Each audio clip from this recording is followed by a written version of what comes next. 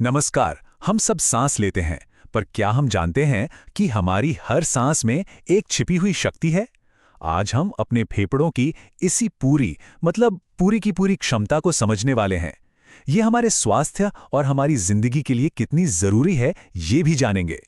सोचा है कभी इस बारे में? है ना ये कमाल का सवाल। मतलब हम तो हर पल सांस ले रहे हैं, लेकिन अपनी पूरी कैपेसिटी का कितना हिस्सा इस्तेमाल कर रहे हैं? बस इसी रहस्य से आज पर्दा उठाएंगे। तो चलिए इसे एकदम आसान तरीके से समझते हैं। हम फेफड़ों की इस पूरी कैपेसिटी को ना छोटे छोटे हिस्सों में तोड़कर देखेंगे। बिल्कुल, एक एक सांस करके, ताकि ये समझना आसान हो जाए कि हमारी हर सांस के पीछे का साइंस आखिर है क्या। तो शुरू किया जाए। अच्छा, तो सबसे पहले हमें फेफड़ों के 4 बेसिक वॉल्यूम्स को समझना होगा। इन्हें आप अपनी सांस की दुनिया के बिल्डिंग ब्लॉक्स, जैसे लेगो ब्लॉक्स होते हैं ना, वैसे समझ लीजिए। एक बार ये ब्लॉक समझ में आ गए तो फिर पूरी कहानी अपने आप जुड़ती चली जाएगी। तो चलिए उठाते हैं अपना पहला ब्लॉक। इसका नाम है टाइडल वॉल्यूम। ये वो हवा है जो अभी इस पल बिना किसी ज्यादा कोशिश के अंदर बाहर हो रही है। बस अपनी नॉर्मल सांस पर ध्यान दीजिए। बस वही है टाइडल वॉल्यूम। और पता है ये कितना होता है? औसतन करीब 500 मिलीलीटर, मतलब एक आधा लीटर की पानी की बोतल जितनी हवा। तो हमारा पहला बिल्डिंग ब्लॉक हो गया आधा लीटर का। इसे याद रखना है। अब कुछ और मजेदार करते हैं। एक नॉर्मल सांस अंदर लीजिए और रुकिए। अब इसके ऊपर जितनी गहरी सांस खींच सकते हैं खींचिए। बस ये जो एक्स्ट्रा हवा अंदर गई ना, इसी को कहते हैं इंस्पिरेटरी रिजर्व वॉल्यूम, या शॉर्ट में IRV। ये हमारी रिजर्व पावर है। और ये रिजर्व छोटा मोटा नहीं है, बहुत बड़ा है।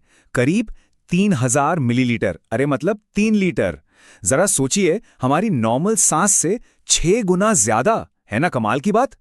ये देखिए, ये विजुअल पूरी कहानी साफ कर देता है। ये जो छोटा वाला बार है, ये है हमारी नॉर्मल 500 ml वाली सांस। और अब जरा उस लंबे वाले बार को देखिए, वो है 3000 ml का जबरदस्त रिजर्व, जो हमारे पास हमेशा तैयार रहता है। ये फर्क ही दिखाता है कि हमारे फेफड़ों में असल में कितनी ज्यादा ताकत छुपी हुई है। ठीक है, अब तक तो हमने सांस अंदर खींची। अब इसका ठीक उल्टा करते हैं। एक नॉर्मल सांस बाहर छोड़िए।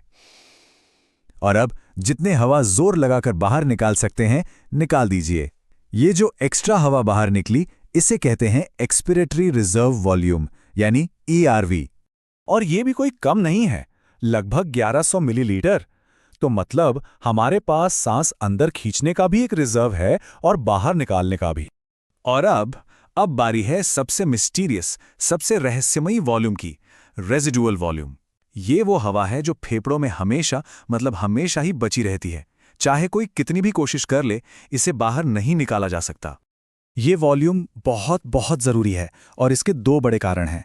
पहला, ये फेफड़ों को पूरी तरह खाली होकर पिचकने या कहिए कोलैप्स होने से बचाता है। और दूसरा, क्योंकि ये हवा कभी बाहर निकलती ही नहीं, तो इससे नॉर्मल ब्रीदिंग टेस्ट, जिसे स्पाइरोमेट्री कहते हैं, उससे नापा भी नहीं जा सकता। ये तो एक परमानेंट गार्ड की तरह है। तो अब हमारे पास अपने चारों बिल्डिंग ब्लॉक्स आ चुके हैं, TV, IRV, ERV और RV। अब टाइम है इन ब्लॉक्स को जोड़ने का और ये देखने का कि इनसे बड़ी बड़ी इमारतें, जिन्हें हम कैपेसिटीज कहते हैं, वो कैसे बनती हैं। पहली कैपेसिटी है इंस्पिरेटरी कैपेसिटी, या IC। ये बिल्कुल सीधा सा हिसाब है। अपनी नॉर्मल सांस TV और गहरी सांस लेने की रिजर्व पावर IRV, इन दोनों को जोड़ दीजिए, बस हो गया। ये वो कुल हवा है जिसे एक नॉर्मल सांस छोड़ने के बाद अंदर खींचा जा सकता है। अगली है फंक्शनल रेजिडुअल कैपेसिटी, मतलब FRC। ये वो हवा है जो एक नॉर्मल सांस बाहर छोड़ने के बाद भी फेफड़ों में बची रहती है, यानी ERV और RV का जोड़। और ये बहुत जरूरी है, क्योंकि ये एक एयर रिजर्वायर की तरह काम करती है। मतलब ये पक्का करती है कि हमारे खून को लगातार ऑक्सीजन मिलती रहे, तब भी जब हम 2 सांसों के बीच में रुके होते हैं। और अब आते हैं वाइटल कैपेसिटी पर, यानी VC। इसे समझने का सबसे आसान तरीका है, ये हवा की वो टोटल मात्रा है जिस पर हमारा कंट्रोल है। मतलब हमारी नॉर्मल सांस, हमारी गहरी सांस खींचने की ताकत और जोर से सांस बाहर फेंकने की ताकत, इन सब को मिला दें तो बनती है वाइटल कैपेसिटी। फेफड़ों की सेहत जांचने के लिए डॉक्टर्स अक्सर इसी को नापते हैं। और आखिर में the big picture, total lung capacity यानी टीएलसी। और ये तो सबसे आसान है, बस अपने चारों बिल्डिंग ब्लॉक्स को एक साथ जोड़ दीजिए, टीवी, आईआरवी, ईआरवी और आरवी। हो गया। ये है वो हवा की कुल मात्रा जो हमारे फेफड़ों में आ सकती है जब वो पूरे भरे हुए हों। और ये कितनी खूबसूरती से दिखाता है कि कैसे ये सारे छोटे छोटे हिस्से मिलकर एक पूरा सिस्टम बनाते हैं। तो ठीक है, ये सारे वॉल्यूम्स और कैपेसिटीज तो समझ आ गए, पर सवाल ये है कि इन नंबरों का आखिर मतलब क्या है?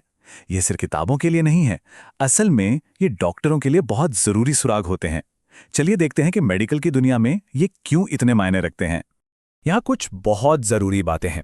मिसाल के तौर पर अगर किसी की वाइटल कैपेसिटी यानी वीसी कम हो रही है तो ये फेफड़ों की किसी सख्त होने वाली बीमारी का इशारा हो सकता है। वहीं अगर रेजिडुअल वॉल्यूम आरवी बढ़ रहा है तो इसका मतलब हो सकता है कि हवा फेफड़ों में फंस रही है, जैसा सीओपीडी जैसी बीमारियों में होता है। तो ये समझना कि ये वैल्यूज कैसे बदल रही हैं डॉक्टरों को बीमारी पकड़ने और इलाज करने में बहुत मदद करता है। ओके, तो हमने काफी कुछ देख लिया है।